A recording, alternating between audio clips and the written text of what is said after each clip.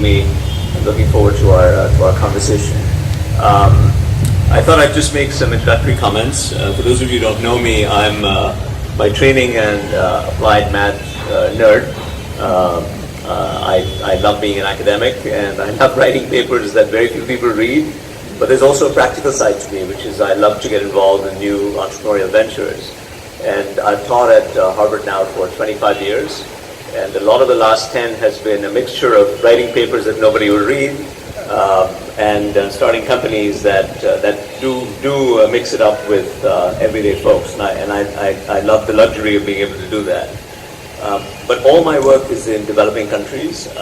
Some of these companies have been built in Johannesburg and Santiago and Singapore, Beijing, and of course Bangalore and Delhi.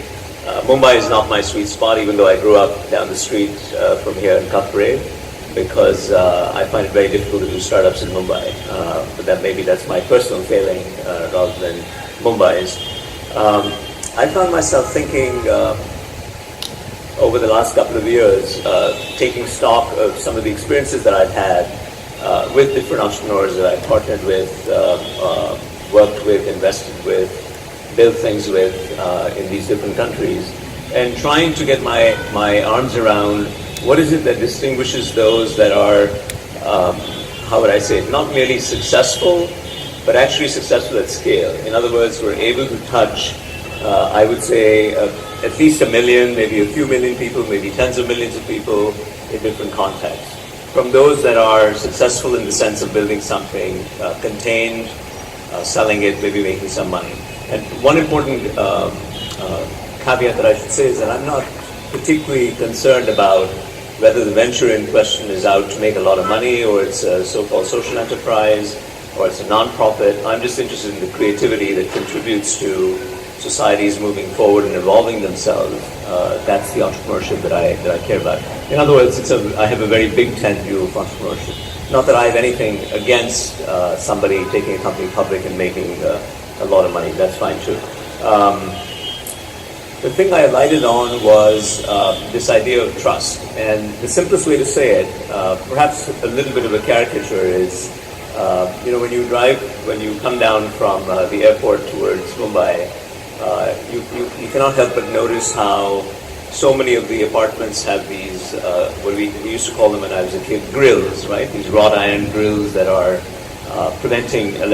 presumably preventing people from trying to break in or creating security and those sorts of things. That to me is a sign of distrust, right? It's very difficult to have your own space. And you see it in much more extreme conditions in places like Johannesburg, Monterrey, Mexico City, where there is so much ambient mistrust that a significant part of your daily life is consumed in combating mistrust in some ways. And I contrast that with my house in Newton, Mass, where you can essentially leave the doors and windows open all day.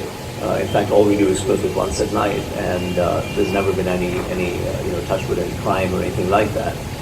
And I think that's really important because, as Bunty said in her introduction, I think the foremost task of an entrepreneur is to create a system where people can come together so that you can jointly create something interesting. If you think about your prototypical venture, you need to have a lot of trust between team members, you need to have trust between the financiers and the entrepreneur. The regulator needs to trust you, and ultimately society needs to trust you for you to be capable. And doing all this in an atmosphere of mistrust is just incredibly difficult. So I thought what I would do is just pick one vignette from the book that I've just written, an episode that had a formative effect on me. In 2008, so this is set in China, in 2008 there was a very major milk poisoning crisis in China, referred to as the Lemann milk poisoning crisis. And whereas most of us who are familiar with India know that it used to be the case anyway, that the milkman, the local milkman, the dudwala, would adulterate the milk with some water in an effort to pass off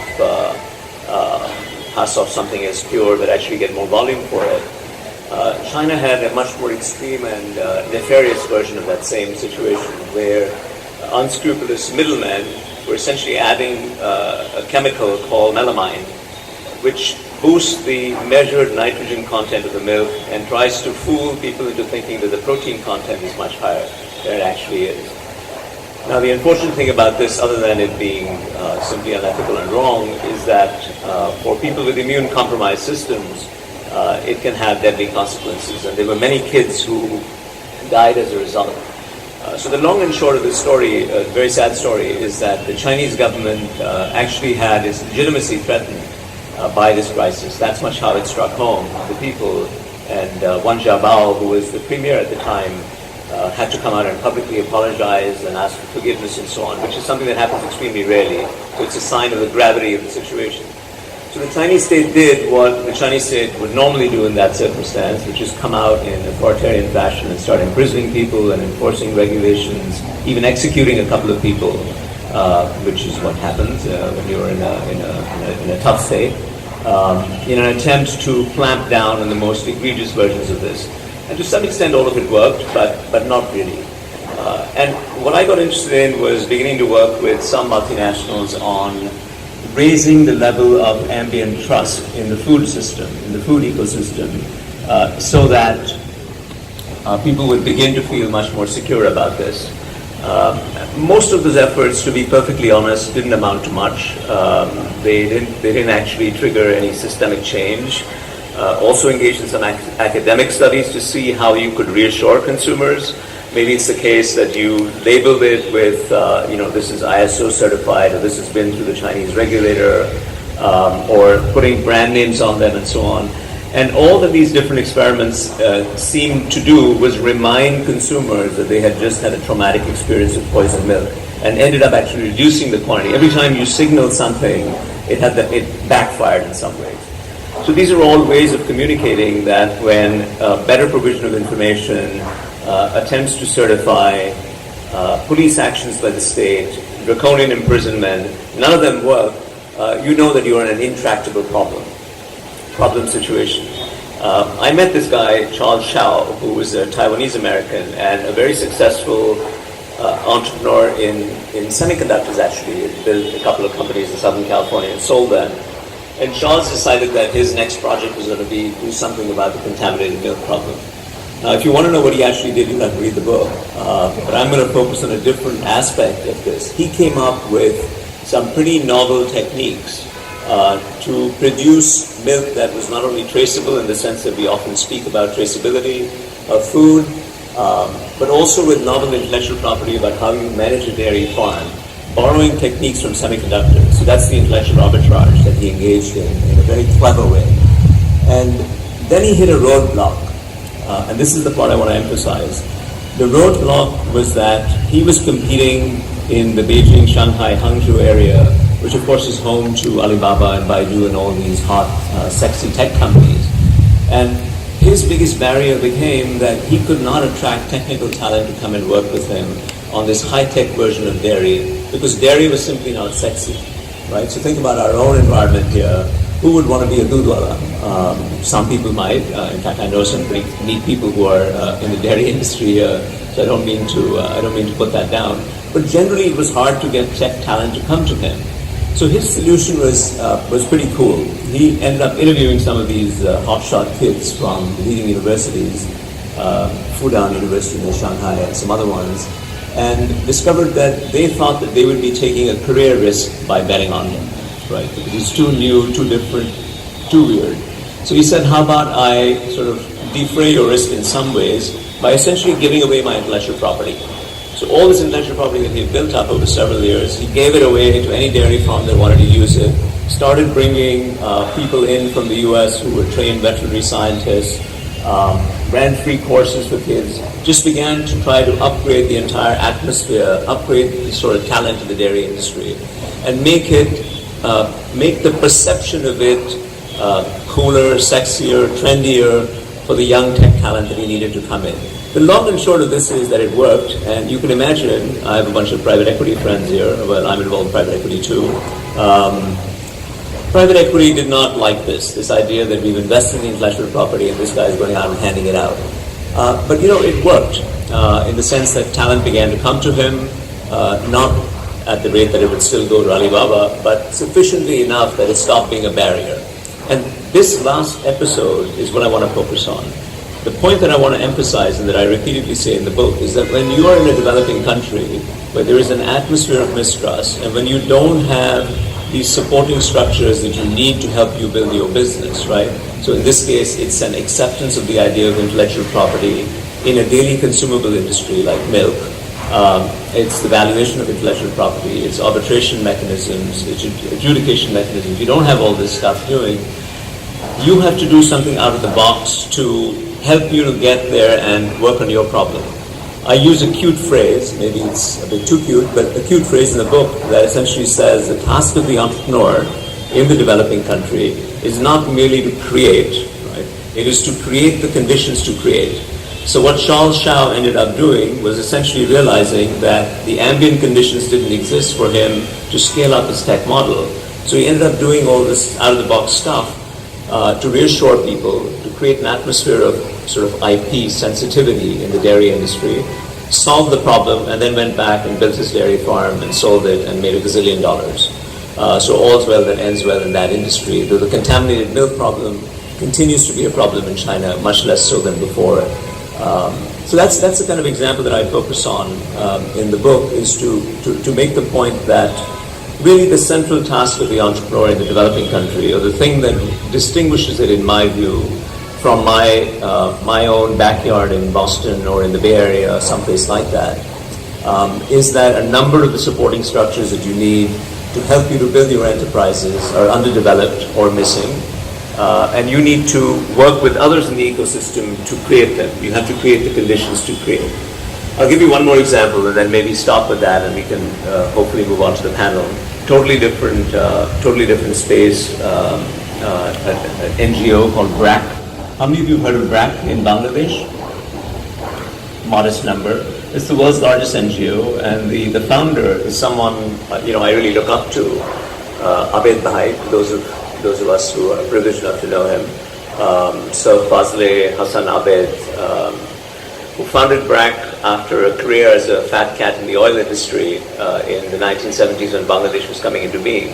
And the episode I want to focus on is something that he drives home to me every time I talk to him, which is what happened in the formative years of BRAC. So BRAC was formed to do something about cyclone devastation in Bangladesh in the 1970s, amidst the civil war, some would say the genocidal civil war, that involved the birth of that country, the separation of East Pakistan from West Pakistan, as they were then called. And Abed Bhai decided that he had to do something about all the suffering and distress. So remember, he's an unknown guy, other than being a successful executive at Shell. But he went to, I believe it was Oxfam, raised some money and said, I'm going to put up temporary housing shelters.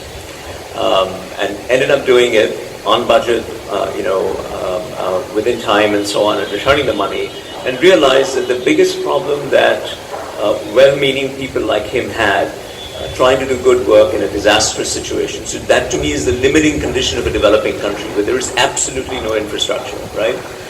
New countries, civil war, genocide potentially, if you want to, if you think it merits that name.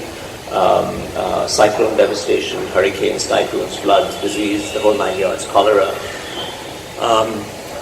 He said the primary constraint to getting resources to work and solving these problems is the distrust between the donor and those who have the skill sets to do something about it. And so one of the earliest acts that he did at BRAC was to invest in what I would call an analytics company. Now, that sounds crazy, right, when you think about it. Which NGO just starting out with a cyclone ravaging around you is going to go out and say, I really need to build an analytics company?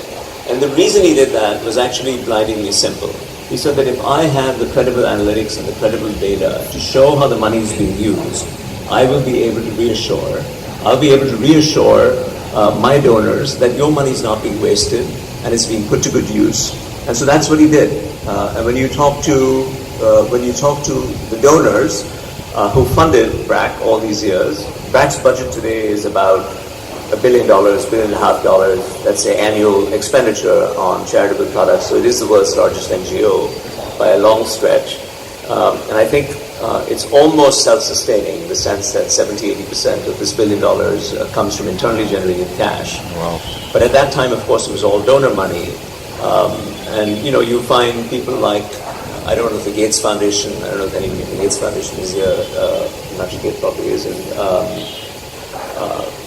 But if you talk to people like the Gates Foundation and so on, that kind of entity, or the Ford, the Rockefeller and so on, they would trip over themselves to go in with BRAC. So when anybody wants to do something in Afghanistan, which is of course not where BRAC is from, they ask BRAC to go with them, because there's that much level of trust. But the simple vignette that I want to focus on is that at the formative years of the creation of what has turned out to be, in my view, one of the most successful NGOs in the world, in the formative years, the primary thing that Abed Bhai did was to create the conditions to create. In this case, to create the reassurance mechanisms, to go out of his way to reassure people that your money will be well taken care of.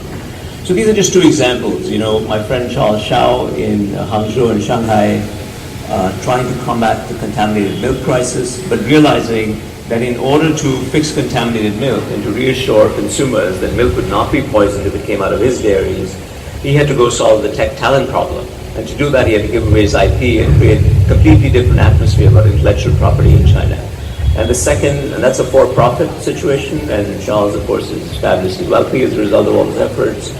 And the second is a total non-profit. But the same idea conceptually, really, that when you are in a situation of distrust that characterizes every single developing country that merits that appellation, the primary task of the entrepreneur becomes to do something to compensate for the inadequacies around them, to create an atmosphere of trust that allows you to get beyond that atmosphere of mistrust so that you can focus on the things that you need to do. The last thing I'll say is that when I speak about this at Washington-centric institutions, which tend not to be very entrepreneurial, Washington is the land of big multilateral organizations. I hope I'm not offending anybody here. Their primary response is, this is very impractical. You're putting too much on the shoulder of the entrepreneur. And my retort or riposte to that is that I find that response rather absurd. Because the relevant standard is not whether what I'm saying is tougher than building an enterprise in Boston or the Bay Area. The relevant riposte is, give me a better answer. And I don't have anybody who's giving me a better answer yet. If the better answer is we're going to wait for the government, well, we know how that turns out in most cases. And if the better answer is to wait for aid or foreign investment, we know how that turns out too. There's plenty of empirical data about that. So I come back to the idea that the best thing to do is to take the future into our own hands and to try to understand, look the constraints squarely in the eye, as it were, and realize that if you are operating in a situation of mistrust, where supporting mechanisms are simply unavailable, that to me is the defining characteristics of the developing country, then, well, as a practical entrepreneur, you've got to do something about it. And there are certainly very many practical ways to do it. And I would even make the stronger claim that that's almost a necessary condition to get something to scale beyond localized success. Thank you for hearing out these introductory comments, and please join me in welcoming our panel. So you guys want to join me up here? Yeah.